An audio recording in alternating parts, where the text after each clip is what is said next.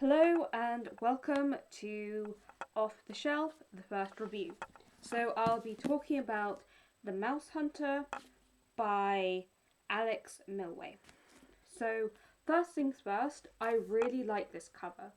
I like how the design, you've got the word and the font in this really bright handwriting, and the small figure who is Emmeline, the main protagonist, and this vast ship and how it's small and compact with silver edges that make it look really crinkled. I think it really does grab the attention. So, what on earth is the Mousehunter about? So, the Mousehunter is about a young girl called Emmeline. Emmeline? Emmeline, who is a mousekeeper in an old man's house. She finds this a really boring job. And it's set in a fantasy world which is basically Pokemon meets mice, where various creatures such as messenger birds or just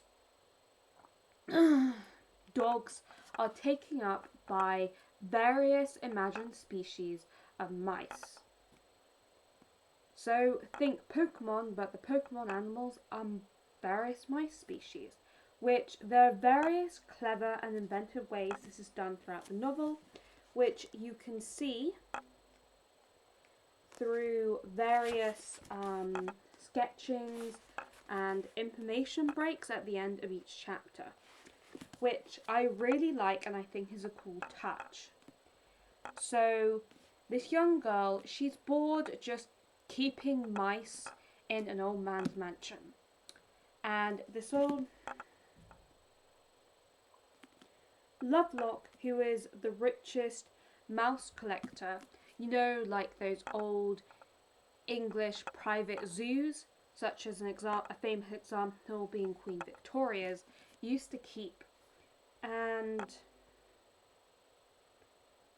so the plot is put into motion when this pirate called Mousebeard, clever pun, has struck again. And so he enlists a man called Captain Drewshank to go and capture the mice. Well, take back his mice, I mean. And so Emmeline, she sneaks on board. And after a storm, she makes friends with the other mousekeeper, Scratcher, I mean, and they become close friends. And she gains permission to be on the ship when she is able to find an escaped mouse known as a sharp claw, because they have really sharp claws and they sort of burrow everywhere. And she's joined with an inventor named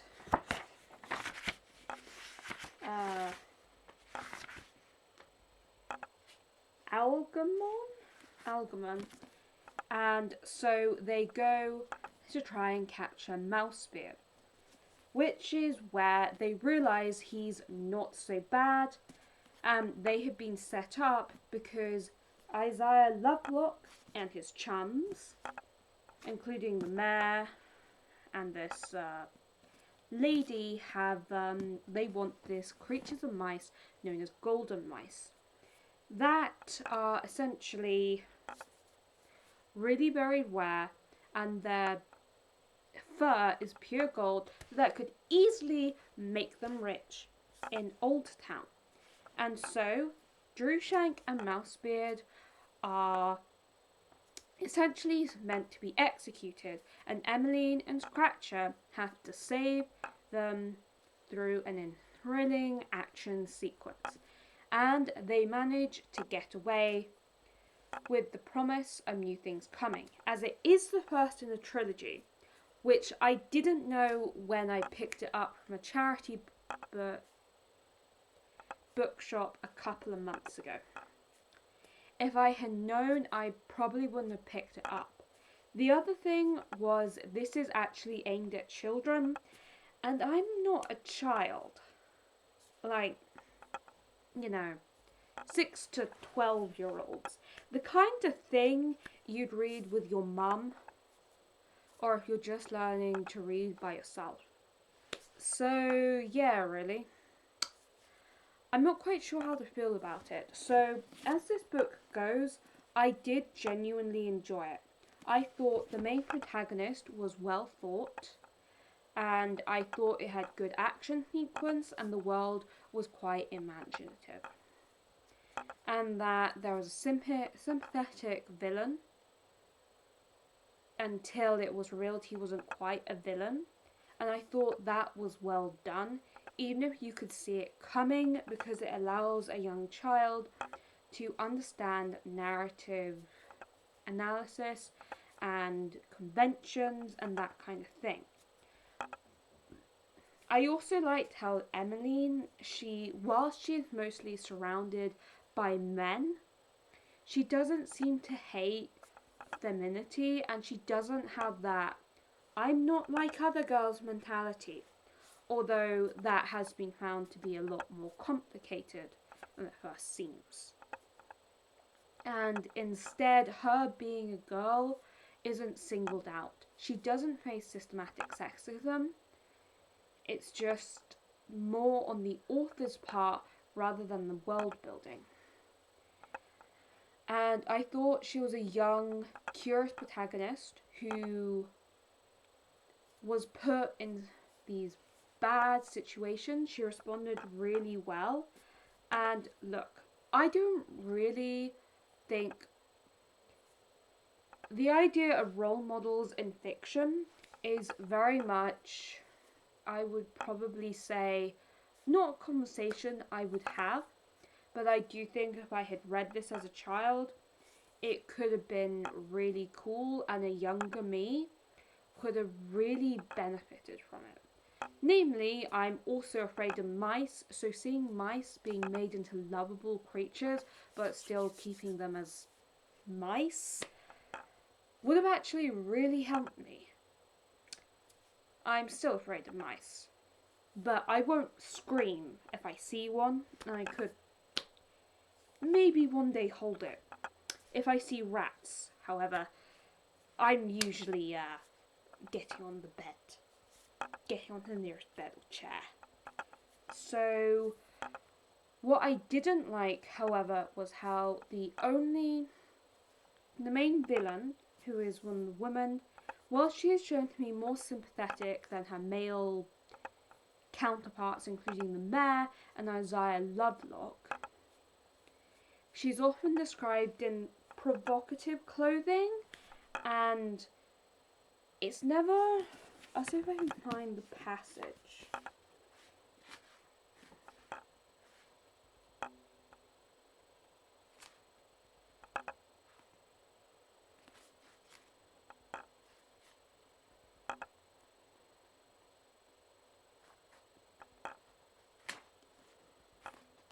Yeah, I found it. It's very much being made on her clothing is provocative. And if I'm being honest, that feels like a really weird detail to add because it's never explained.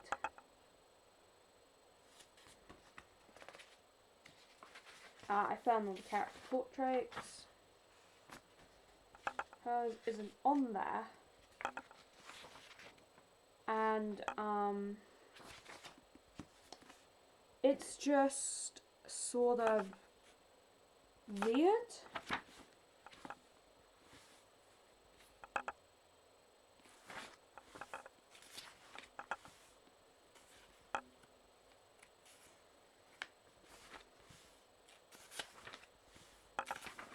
Um,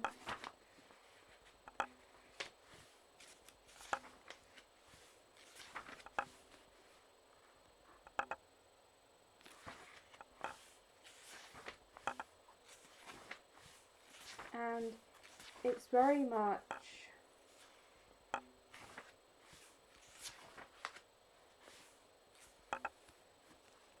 just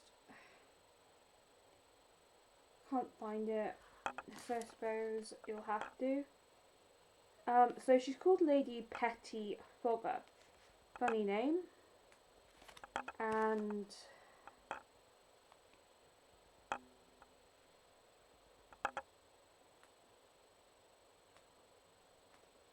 it's never really explained why, which I didn't quite like, and some of the world building, especially around the mice, sort of fell flat. So there's this plot point where basically Mousebeard is attacking various ships because he doesn't want the mice to be exploited. And so in doing so, he then takes them and has his private collection. He's an anti-hero, well, anti-villain? I know it's a legitimate thing, but this is just thoughts and literary analysis. Usually takes me a couple of hours. And so basically, these mice are being exploited, but it's never, and it's sort of being made as a general lesson of you should save the animals, which is fine. Like in England alone, because of our industrialization, we have destroyed a lot of habitats of creatures such as hedgehogs, various insects, and so we're driving them into extinction, sort of thing, and moles, which is the metaphor I could work with, and how by taking care of these animals, it's often a good thing.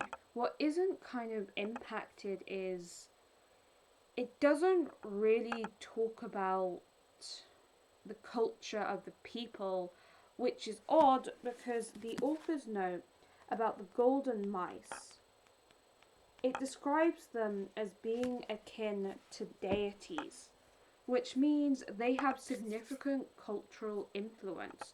So there's this sort of, I don't know how to phrase it, and I don't think I have the knowledge necessary, but like, if they're important culturally, why wasn't someone from the culture of the golden mice sort of like said to make it important? And the mice are important because their fur is gold, and by breeding gold, the villains get rich. Simplistic, yes, but I think it works well in the book. But adding these details on, it sort of feels like it brushes over a lot of things, and it doesn't really look at why certain mice might be important to the environment. It feels as though there should be an environmental subtext, but that's not expanded on. The other thing I didn't particularly like was the prose was well done, but there didn't seem to be much. How are other creatures handled? So there's mentions of rats and dogs in the book, and they're sort of meant to be normal, but at the same time there are sea monsters and giants. Like, this world is sort of, it didn't capture my imagination, and some of it towards the end at the climax felt a bit rushed. So whilst I enjoyed this book, I think I would recommend it if you want a fun adventure read, but I wouldn't come into it expecting much more than that. And I do think as an adult, some of the subtext is just,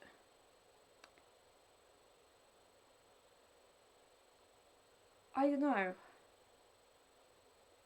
I mean, it's just kind of like, I hope in the sequels, which I haven't read, and whilst I don't mean to get physical copies, if I had the money, I might buy them on Kindle and read them on a train journey. So I enjoyed it, and I probably rate it around about 3 stars because I did find the characters a little bit flat, and the world building, it sort of falls apart at the climax when you kind of want it to come together. Either way, that's the first review of Off the Shelf.